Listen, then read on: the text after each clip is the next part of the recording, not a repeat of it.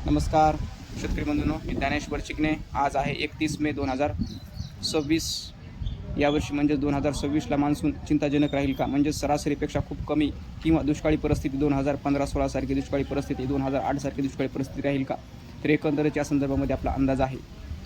आणि पुढे हे 7-8 दिवसामध्ये मान्सूनची प्रगती काय असेल, तर आपला हा अंदाज शेवटपर्यंत पहा. 16 मेला अंदमानामध्ये दाखल झालेला मान्सून, त्याच्यानंतर 26 मेला केरळामध्ये दाखल होण्यास असे अंदाज होते एकंदर, पण तो थोडासा विलंबाने येत आहे. केरळामध्ये दाखल होण्यासाठी त्याला अजून 1 ते 2 दिवस लागतील. पण केरळामध्ये अजून 1 ते 2 दिवसांनी जरी दाखल झाला, तो आज किंवा उद्या जरी दाखल झाला केरळामध्ये, तो वेळेवरच आहे शेतकरी बंधूंनो.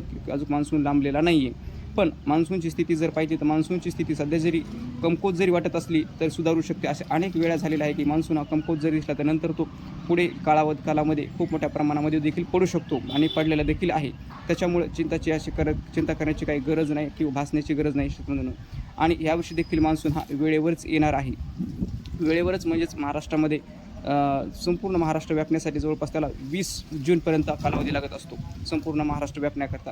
तर एकंदरच 10 जूनला महाराष्ट्रामध्ये म्हणजेच मराठवाडा किंवा मराठवाड्याच्या निम्म्या भागामध्ये देखील प्रवेश करण्याची शक्यता आहे 10 ते 14 जूनपर्यंत महाराष्ट्रामध्ये मान्सून. तर एकंदरच मान्सून हा वेळेवर येण्याची शक्यता आहे. तर यावर्षी मान्सून कसा प्रकारे पडणार आहे तर शेतकऱ्यांनो, एकंदरच परवा दिवशी म्हणजेच 29 तारखेला IMDचा अंदाज आला की 90% यावर्षी पाऊस पडणार आहे.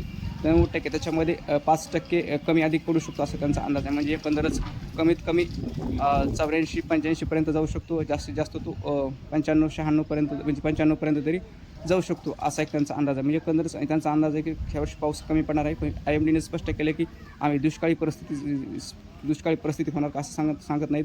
किंवा आपण जसं सांगतो की यावर्षी दुष्काळी परिस्थिती होणार किंवा पावसामध्ये मोठ्या स्वरूपामध्ये महापूर येतील असं सांगतात, तसे ते सांगू शकत नाहीत असं त्यांनी सांगितलेलं आहे. आणि एकंदरच अनेक संस्थेचे देखील अंदाज आहेत की ह्यावर्षी पाऊसमान कमी राहणार, सरासरीपेक्षा कमी येणार. मग ह्यावर्षी धरणसाठा भरणार आहे काही शेतकरी. आणि एकंदरच आपलं जे आता आपण पहिल्यासारखं राहिलेलं नाही ह्या युगामध्ये. जर 10-20 वर्षाच्या अगोदर जर पाहिलं तर धरणसाठा जास्त उपयुक्त आपण पाण्याचा उपयोग घेत होतो शेतीचा. पाणी हे सरासरी समुद्रामध्ये जात होतं. पण आता मात्र धरणसाठे पूर्णतः तलाव हे आणि मोठाले तलाव, मोठाले धरण हे उपयोगात घेऊन आपण पुरेपूर पाण्याचा उपयोग करत आहोत. त्यासाठी धरणसाठ्याला तितकंच महत्त्व देखील आलेलं आहे. जरी काय थोड्याशा कालावधीमध्ये मान्सून कमजोर जरी असेल तर त्या कालावधीमध्ये आपल्याला पाणी जमिनीमध्ये मुरेल, पाणी पुरेल असं सुद्धा पाऊस पडणार आहे का, त्याच्यामुळे आपल्या शेतकऱ्यांना बरेच असं मदत होऊ शकते. पिकांनासुद्धा त्याची मदत होऊ शकते. तर शेतकरी बंधूंनी यावर्षी पाऊस काळ जे आहे ते एकंदर जूनमध्ये देखील सरासरी पडण्याचा अंदाज आहे आणि जुलैमध्ये देखील सरासरी पडण्याचा पाऊस अंदाज आहे. आणि ऑगस्टमध्ये मात्र खंड पडण्याची शक्यता आहे. सप्टेंबरमध्ये चांगला पाऊस पडणार. आणि एकंदरच यावर्षी मान्सून हा 100% पडणार आहे शेतकरी बंधूंनो. माझा अंदाज हा पहिल्यापासून जे आहे त्याच अंदाजावर मी ठाम आहे. 100% मान्सून पडल्याच्या नंतर 100%पेक्षा काही, म्हणजे विदर्भामध्ये तर 100%पेक्षा पुढे जाण्याचा अंदाज आहे माझा. आणि हा अंदाज पहिल्यापासूनच आहे. तसं एकंदरच थोडासा दक्षिण महाराष्ट्रामध्ये म्हणजेच लातूर, धाराशिव आणि थोडासा बीडचा पश्चिम भाग, या भागामध्ये थोडासा कमी होऊ शकेल. पण एवढे की दुष्काळी परिस्थिती निर्माण होण्याची शक्यता नाही. त्यामध्ये थोडासा खंड पडण्याची शक्यता आहे. त्या खंडामध्ये 15-20 दिवसाचे खंड पडतील. 15 दिवसाचा थोडासा गॅप पडेल. काही 1-2 महिन्यामध्ये, म्हणजेच जुलैमध्ये पडू शकतो, ऑगस्टमध्ये पडू शकतो. आणि तो सर्वसाधारण असेल. गॅप तो पडतच असतो आपल्या शेतीची कामे करण्याकरता किंवा असे त्याच्यासाठी. पण असे मोठी नुकसानकारक त्या खंडामुळे नुकसान पिकाचं होईल की जसे की 2015-2016ला सोयाबीन पूर्ण शेतकऱ्यांनी पेरलेली वाळून गेली. 2023ला जशी परिस्थिती झाली की 2023ला देखील बीड जिल्हा, लातूर, धाराशिव जिल्ह्याच्या शेतकऱ्यांनी जी सोयाबीन पेरली होती, अक्षरशः त्या सोयाबीनमध्ये त्यांना रोटावेटर हाणून सोयाबीन मोडावं लागली पूर्ण शेतकऱ्यांना. बऱ्याच तिथं जवळपास 90% क्षेत्र बाधित झालेलं होतं दुष्काळ प्रभावाने. तसुद्धा 2023 सारखं देखील यावर्षी होण्याची शक्यता नाही आहे. तर एकंदरच तलाव, नद्यांना पाणी येईल आणि तलाव देखील भरणार. पैठणचं धरण देखील भरणार आहे. तसेच जायकवाडी धरण, पैठणचं धरण जायकवाडी आणि उजनी धरण देखील भरणार आहे. तसेच सिद्धेश्वर धरण, येलदरी हे सुद्धा भरणार आहे. शेतकरी भरण्याचा अंदाज आहे. तसेच माजलगावचं धरण देखील भरण्याचा अंदाज आहे.